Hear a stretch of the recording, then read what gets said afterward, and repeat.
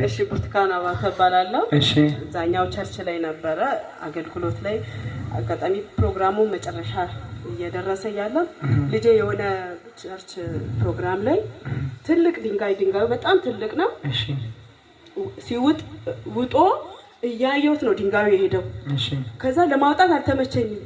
እንዲህ ያየሁት እሱ እየሞተ በቃ ሄደ ድንጋዩ። እኔ እንዲህ ስከት ድንጋዩ ይሄዳል በቃ እንዴት ሊያዝ ከዛ ከቸርቹ ወጥቼ ወጣሁኝ። ውጭ ወጥቼ ወይን ድንጋዩ ዋጠማዘን በቃ እሱ እንዴ ተጣብቆ ቀረ።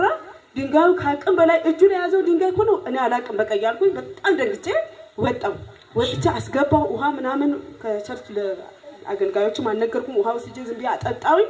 ሌላ ቸርች ላይ ማለት ነው አጠጥቼ በቃ በጣም እያዘንኩ እያለቀስኩኝ እያዘንኩ ነበሩ። እዚህ ጋር ከኔ ጋር የነበሩ እናቶች አሁን የመሰክሩሳቸውንም ነግሬያቸዋለሁ። ከዛ በቃ ያለቀስኩ ወደ ቤት መጣሁ። ልጅ የዋጠቀን በንጋታው እንዳለ ተጣብቆ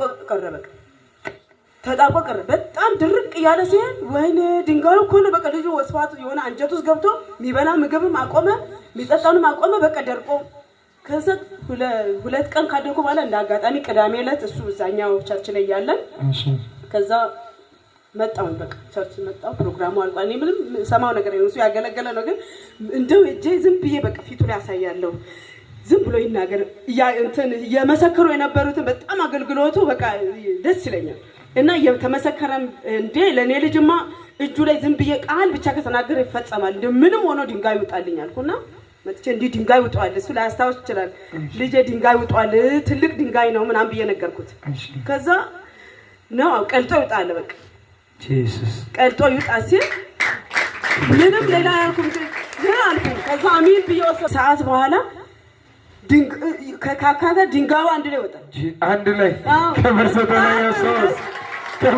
ላይ ኢየሱስ አንድ ላይ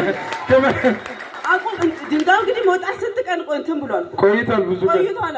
ከዛ አንድ ላይ ወጥቶ ይሄ ድንጋይ ነው ምንድነው ያርን ካካ ያለው ብዬ ሳይ ድንጋዩ ቁጭ ብሎ እንደዚህ ከመርሰቶ አንድ ላይ አንተ ታምናለህ?